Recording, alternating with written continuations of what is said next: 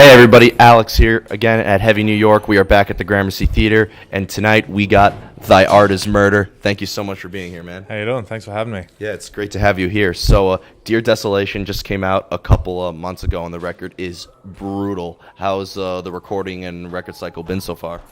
So far, so good. We toured Australia just before the record came out. It came out 4 weeks ago, I guess. And so far, smooth sailing in North America and going to Europe next week. So, Sweet. hammering it out. Yeah. Now, I know, I feel like this record's very important because I know that after the Holy War record, CJ took a bit of a break from the band. So after, once he returned, that kind of allow him to start fresh and do something new, or were you more or less just kind of like picking up where you left off after? I think we're just picking up, we were going in to make a record anyway, and we were figuring out the situation with him. And thankfully, it all kind of just came together. Took about 6 months to piece it all together, and we made it happen, starting November last year and in through the winter. Oh, wow. Yeah, That's incredible. Now, with this record, was it kind of meant to be like a follow-up to Holy War and kind of like continue that sound, or did you want to kind of like do something different and kind of like shock the people who heard the previous ones? We don't really think about it too much. We just try to evolve a little bit at a time. If you make too many changes, it's kind of hard to qualify what changes really contributed to the positive change in sound or what you enjoy the most. So we just focus on a couple little tweaks in the arrangements and in the songwriting. And, we liked what we heard, so we thought other people might like it. Yeah.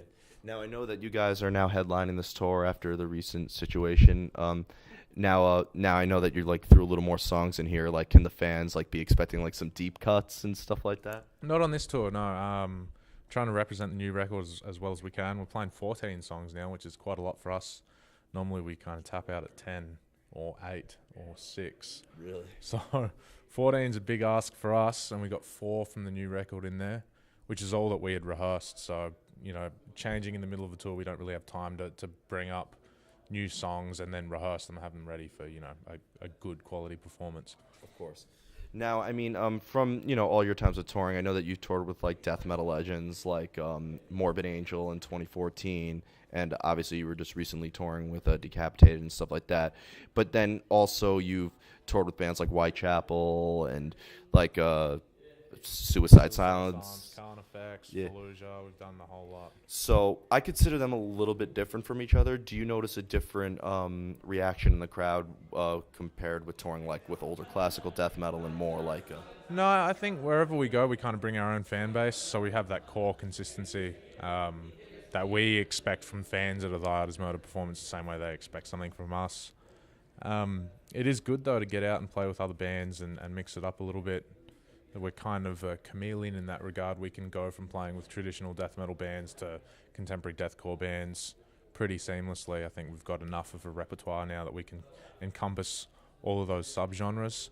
Some bands are a little bit more pigeonholed, and maybe it would be more out of place on a death metal lineup, and vice versa. So, Of course. Kind of lucky to have that up our sleeves. Yeah.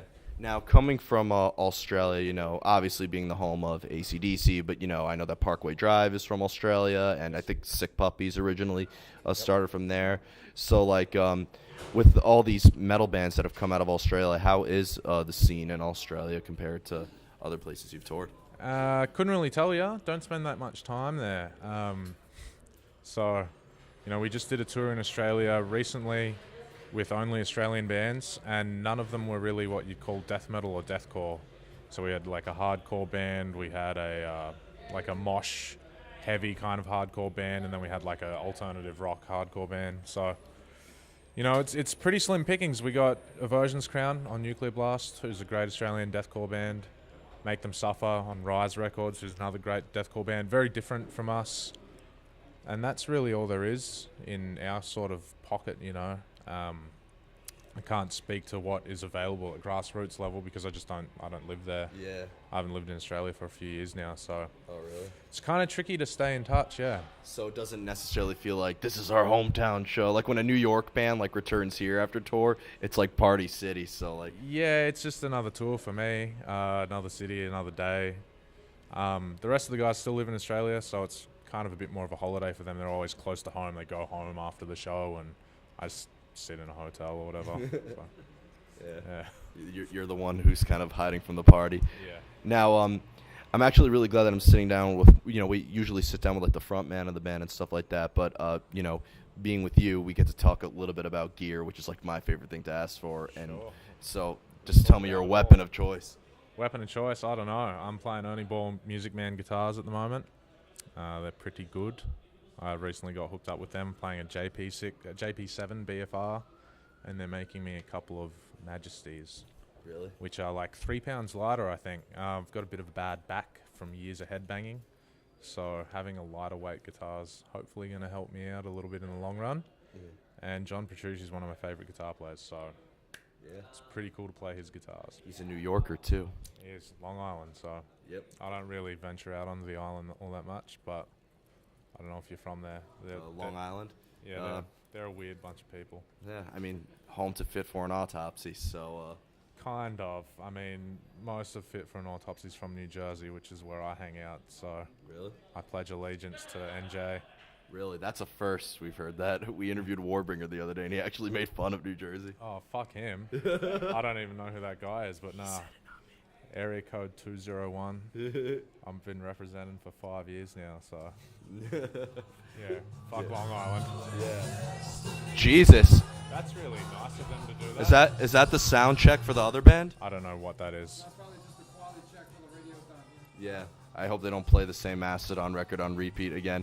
But before we go, I want to truly thank you so much for your time. No worries. Is there anything else that you could promote with upcoming tours and stuff? I don't know. Dear Desolation's available now in all good record stores: Amazon, Deezer, iTunes, Google Play, Apple Music, Spotify, YouTube, FYE, Best Buy. Well, I'm the person that makes it all happen. So,